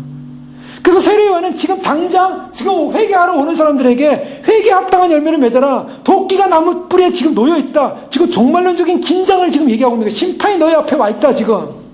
그런데 예수 그리스도는 이제는 나는 물로 세례를 주지만 불과 예수 그리스도는 성령으로 세례를 너에게 줄 것이다. 근데 그분도 동일하게 그분은 알곡과 가라지를 나누는 심판의 주로 오고 있다. 정말론적인 심판주로 오고 있다. 그래서 예수님 무슨 말씀하셨습니까? 나를 믿지 않는 자는 이미 심판을 받았느니라. 정말론적인 선언이 떨어진 거예요. 우리가 예수님을 믿는다는 것은요, 바로 이 개념을 갖고 있어요. 사람들이 지금 마지막 때가 됐기 때문에, 주님 오실 때가 됐기 때문에, 무슨 상황이 벌어졌기 때문에, 조건이 벌어졌기 때문에, 뭐 사람들이 우리가 또 보면은, 우리 마지막 때 주님 오실 때 상황과 증상들이 다 나타났기 때문에 우리 주님 오신다라고 사람들 얘기해요. 주님 오신다라는 것은요, 그런 상황 때문에 오시는 것이 아니라 예수님이 이미 심판의 칼을 들고 심판의 주권자로서 구원과 심판의 주님으로 2000년에 오신 거예요. 그래서 예수 그리스도가 이미 심판주로 오셔가지고 그분을 믿냐 안 믿냐가 정말론적인 개인의 구원의 운명이 결정되는 거예요. 그런데 그렇게 결정돼 왔어요. 그런데 결정돼 왔는데 그 운명 안에, 그 그리스도 안에, 그리스도의 그 십자가 사건 안에 들어와서 그분과 함께 정결하게 되고 그분 안에서 씻음 받고 세례를 받고 그래서 그분으로 말미암아 성령의 세례를 받은 사람들은 이제 정말론적인 구원에 참여하고 있을 뿐만 아니라 그 정말론적인 구원이 완성되기를 기다리면서 가고 있다는 것이죠. 오늘 마지막 우리들의 신앙도 마찬가지입니다. 우리가 지금부터 해야 될 일이 있다면 내가 정말 믿은 예수 그리스도, 내가 믿고 고백하는 신앙의 나의 주님, 그분이 나에게 얼마나 인격적으로 와서 내가 정말 그분의 십자가 사건 앞에서 내가 내 죄가 용서함을 받고 정말 그분의 십자가의 그 구속의 은혜 가운데 내가 인격적으로 반응을 했고 또 그분이 그러한 우리를 구원하신 구속의 사건 앞에 내가 얼마나 그분을 신뢰하고 믿고 그러므로 말미암아 내 안에 부어주신 성령의 은혜, 내가 예수 그리스도를 믿음으로 말미암아 주님께서 나에게 성령을 부으셔서 성령을 주셔서 성령으로 우리를 이끌고 계신데 그 성령으로 이끌림 받은 이 사건은 내가 정말로 구속의 배로 새로운 새 백성으로서 우리가 초청을 받고 지금 그것을 누리고 있을 뿐만 아니라 이제 오실 정말로 주님의 구원의 영광의 임하심 앞에 우리가 그것을 소망하면서 달려가고 있는데 그 소망함에 달려가면서 우리가 그 정말로 구속을 완전히 이루는 방법은 날마다 성령으로 충만하여 예수 그리스도의 영으로 충만하여 예수님과 교제하고 예수님과 대화하고 예수님과 함께하고 예수 그리스도의 영광, 은혜, 그래서 예수님의 성품을 닮아서 예수님의 성품을 따라 살 때 거기에 바로 성화가 일어나고 거기에 바로 열매가 일어나고 거기에 모든 그런 은사의 그 결과가 나타나고 바로 그것을 사는 것이 바로 종말론적 신앙입니다. 여러분, 우리가 오늘 이 성령으로 세례를 주신 이라고 할 때 성령을 언제 받았냐, 이제 받았냐, 저번에 받았냐, 그거 사실 중요한 문제가 아니에요. 성령은 받았어요. 물론 내가 성령을 받았음에도 불구하고 성령 세례적 경험, 성령의 충만적 경험, 성령의 능력적 경험이 없다고 생각할 수도 있어요. 그럼 그걸 구할 필요가 있어요. 왜냐하면 주님께서 이 성을 떠나지 말고 성령의 능력을 받도록 구하라. 구해서 성령의 능력을 받아야 됩니다. 그것을 사모해야 돼요. 그러나 그 능력을 뭐에 쓰시려고요? 그것이 내가 굉장한 파워풀한 존재가 돼서 세상에서 나를 드러내려고 쓰는 것이 아니라 내가 정말 주님과의 관계, 주님과의 사랑, 주님의 역사, 주님의 오심, 주님의 심판에 대해서 담대히 증거할 수 있는 믿음의 사람으로 성령이 충만하기를 구해야 될 줄로 믿습니다. 더 나아가서 성령 하나님 내 안에 임하여 주시고 성령으로 충만하게 주시고 내가 성령님과 교제하면서 성령님 나에게 주신 그 은혜로 말미암아 예수 그리스도와 깊이 교제하는, 그래서 성령으로 예민하고 충만한 사람들은 어떻습니까? 주님으로부터 음성을 듣는 거예요. 주님과 대화하는 것입니다. 주님과 만나는 것입니다. 주님이 말씀해 주시는 것입니다. 그래서 우리가 이 종말의 구원에, 이 새 시대에 들어온 그 종말의 구원에 참여하고 있는 믿음의 백성으로 이제 오실 주님의 영광의 나라, 이제 주님이 오실 때 바로 이 성령의 은혜와 충만을 받은 사람들이, 바로 그 거룩함으로 예비된 사람들이 그 성령님과 함께 주님을 맞으러 주님 앞에 서게 될 줄로 믿습니다. 그 성령의 충만이, 성령의 세례가 충만한 그러한 믿음으로 남은 시간을 종말의 신앙으로 승리하는 저여러분 되시길 주님으로 축원합니다. 기도하겠습니다. 이 시간 기도할 때 그렇습니다. 주님, 우리가 정말로 참으로 주님을 알고 주님을 배우고 또 주님과의 관계 속에서 있었던 우리의 믿음을 다시 한번 돌아볼 때 정말 성령 하나님이 이 땅에 오신 것이 얼마나 위대한 사건인지 정말 우리는 상상할 수 없는, 또 우리의 머리로서 생각으로서 이해가 안 되는 정말론적인 구속의 은혜였음을 다시 한번 확인하게 됩니다. 예수 그리스도의 영광을 보니 은혜와 진리가 충만하더라. 참으로 우리가 그 충만한 데서 받으니 은혜 위에 은혜라라. 바로 사도 요한이 고백한 것처럼 바로 그 은혜는 바로 우리가 예수님을 믿음으로, 그 구원의 구속주를 믿음으로, 우리의 죄를 씻기 위해서 오신 어린 양 예수님을 믿음으로 우리에게 주는 바로 성령의 은혜요, 성령의 충만이요, 성령의 세례요. 그러면 성령으로 말미암아 우리에게 정말로 구원의 은총이 우리에게 들어왔고, 이제는 정말로 구원의 은총으로 말미암아 다시 오실 주님을 소망하며 장래 우리에게 참으로 그 노하시면서 구하실 그 주님을 소망하며 우리는 성령의 인도하심을 받아 성령의 사람으로 마지막 정말의 구원의 승리자로 그날의 서기를 간절히 원합니다. 주여 축복하여 주시고 기름 부어주시고 아버지 성령으로 충만케 하여 주시옵소서. 이 시간 저 앞에 기도할 때 주의 성령 하나님 내 안에 임하여 주시옵소서. 성령 하나님 내 안에 충만케 하여 주시옵소서. 오늘도 오셔서 주님과의 관계를 회복시키는 주님, 주님과의 관계 안에 깊이 들어가게 하시는 주님, 성령님과 함께 주님 안에서 종말의 신앙으로 승리케 축복하여 주옵소서. 주여 기도하겠습니다. 주여, 주여, 주여. 아버지 하나님 감사합니다. 우리를 부르신 아버지의 놀라운 거룩한 은혜와 성령의 놀라운 은혜와 은총 가운데 기뻐하면서 아버지 하나님 참으로 우리의 마지막 우리를 부르시는 아버지의 놀라운 영광 가운데 살며 아버지의 놀라운 은사 가운데 살며 은혜 가운데 살며 생명 역사 가운데 살며 주의 놀라운 은혜 가운데 살아가시는 귀한 믿음으로 설 수 있도록 축복하여 주시옵소서. 아버지 하나님 참으로 주님 우리를 부르신 아버지의 그 부르신 앞에 감사하면서 아버지 하나님 참으로 주님 우리의 참으로 우리의 존재 가치가 아버지 하나님 참으로 성령님과 함께 주님과 함께 존재하고 있다는 사실을 알게 하시고 주님과 함께 동의하는 믿음으로 승인케 하여 주시옵소서. 아버지 하나님 참으로 주님 우리는 정말의 마지막 신앙으로 부름을 받아서 감사합니다. 아버지 하나님 예수 그리스도를 믿음으로 말미암아 성령의 세례로 말미암아 아버지 하나님 우리의 마지막 참으로 주 앞에 서야 될 성령의 아버지 하나님의 참으로 축복을 받은 믿음의 사람들로서 아버지 하나님 참으로 주님 그날에 참으로 참여할 수 있는 귀한 은총을 주셔서 감사합니다. 그 소망을 가진 자마다 아버지 하나님 그 종말의 아버지 하나님 구원의 은총을 가진 자마다 아버지 하나님 참으로 주님 앞에서 진정한 약속된 성령을 받았고 그 약속된 성령으로 말미암아 약속의 성취가 이루어지는 이때에 살고 있음을 우리가 보게 하시니 감사합니다. 성령 성령을 통해서 이제 옛시대의 시간은 끝났고 아버지 새로운 시대, 믿음의 시대, 성령의 시대, 은혜의 시대가 우리 가운데 임하게 하심을 감사합니다. 아버지 그 은혜의 시대 가운데 아버지 주님을 사모하게 하시고 그 은혜의 시대 가운데 주님을 갈망하게 하시고 그 은혜의 시대 가운데 참으로 주님 성령의 충만과 내주하심과 권능과 성령의 권능으로 말미암아 주님을 알게 하시고 깨닫게 하시고 배우게 하시고 증거케 하시고 전파케 하시고 아버지 하나님 참으로 주님 죽은 자들로 살지 않게 하시고 살아있는 자로 살게 하시고 아버지 하나님 참으로 주님 우리가 아버지 하나님 믿음으로 참으로 주님을 부르셨사오니 참으로 우리의 관심과 목적과 뜻이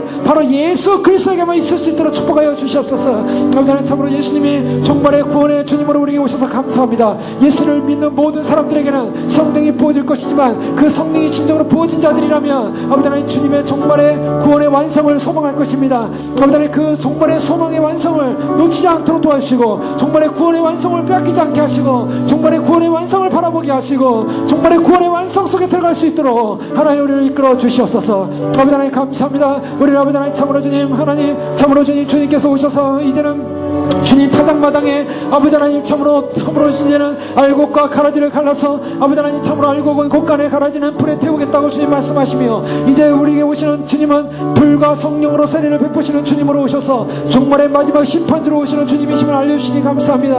아버지 하나님 예수 그리스도를 믿음으로 하여마 구원에 이르고 예수 그리스도를 믿음으로 하여마 영생에 이르고 예수 그리스도를 믿음으로 하여마 성령의 능력의 은혜에 참여하고 예수 그리스도를 믿음으로 하여마 성령의 은사가 부어지듯이 아버지 하나님 우리에게 성령의 권능을 부으셔서 성령의 능력을 부으셔서 주님을 사모하며 갈망하며 달려갈 수 있도록 영원하니 축복하여 주시옵소서. 아버지 하나님 우리를 이끌어 주시고 생명의 주님께서 역사하시고 권능의 주님이 역사하시고 우리를 회복하시는 아버지 역사를 보게 도와주시옵소서. 아버지 하나님 참으로 우리가 주님을 향해 달려갈 수 있도록 도와주시며 생명의 주님이 우리를 이끄시며 놀라운 역사를 보게 하여 주시옵소서. 오 주님 감사합니다. 주님 세례 요한은 물로 세례를 베풀었지만 주님은 성령으로 세례를 베푸신 분으로 참으로 마지막 심판의 종말의 구원의 주님으로 우리에게 찾아오셨고 참으로 예수 그리스도의 그 십자가 앞에 참으로 함께 동참하여 죽음바 되어 다시 부활하여 산자된 참으로 주님의 세례에 참여한 바로 모든 백성들에게 주어지는 성령의 은혜, 성령의 세례, 그 성령의 세례를 받는 우리 모두는 바로 그 종말의 구원의 은총을 바로 지금 이 자리에 누리고 있을 뿐만 아니라 아버지 하나님 이제 오실 바로 주님의 영광스러운 종말의 구원의 완성을 바라보며 사모하며 달려가는 믿음의 백성들로 새 영을 받은 백성들로 마지막 종말의 시대에 우리를 이끌어 주셔서 감사합니다. 진정으로 예수 그리스도를 믿고 구원받은 백성이라면 구원받았다고 고백하는 백성이라면 그래서 성령으로 인침받았다는 백성이라면 주님의 영광스러운 구원의 완성을 사모할 것이요 그 영광스러운 구원의 완성을 향해 달려갈 것이며 그것을 소망할 것이며 그래서 그 소망을 향하여 우리가 다시는 우리의 육체를 쫓아 살지 않고 성령을 쫓아 살며 그리스도의 영광을 쫓아 살며 그리스도의 향기를 쫓아 살며 그리스도의 삶을 쫓아 살게 하여 성령의 내주하심과 성령의 오심과 성령의 충만을 간구할 줄로 믿습니다. 주님 성령 하나님 오시옵소서. 성령 하나님 참으로 이 마지막 시대에 주님 오시면 시간까지 성령으로 충만하게 하시고 성령의 능력으로 충만하게 하시고 성령의 세례로 건너서 아버지 하나님 성령으로 말미암아 하나님 나라에 능히 들어갈 수 있는 믿음의 승리자들이 될 수 있도록 축복하여 주시옵소서. 그 종말의 시대 아버지 하나님 우리 종말의 구원의 완성을 향하여 달려갈 수 있는 믿음의 축복을 허락하시고 우리가 그 충만을 받으니 그 충만 안에서 은혜 위에 은혜로라고 고백했던 것처럼 참으로 주님께서 주신 그 은혜의 고백을 감사함으로 달려가게 하시고 주님 주시는 그 성령의 은혜로 말미암아 믿음으로 달려가 아버지 우리에게 주신 남은 생애 가운데 믿음으로 승리하시는 믿음의 승리자들이 될 수 있도록 성령 하나님 함께 하시고 축복하여 주시옵소서. 주님의 오심이 임박하고 있습니다. 임박한 때 부끄럽다는 존재로 서게 하시고 세상에 빠지지 않게 하시고 주님 한 분만을 바라보므로 말미암아 영적 전쟁에 승리하여 그날의 종말의 완성의 구원의 참으로 믿음의 신부로 설 수 있도록 주님 저희를 인쳐주시고 축복하여 주시옵소서. 함께 하시니 감사합니다. 성령 하나님 임하여 주시고 임재하시고 충만케 하시고 역사하심을 감사합니다. 우리에게 베푸신 성령의 세례로 말미암아 오늘도 구원의 은총 가운데 담대한 가운데 달려갈 수 있도록 주께서 기름 부어 주시옵소서. 예수 그리스도의 이름으로 감사하며 기도 올려옵나이다. 아멘.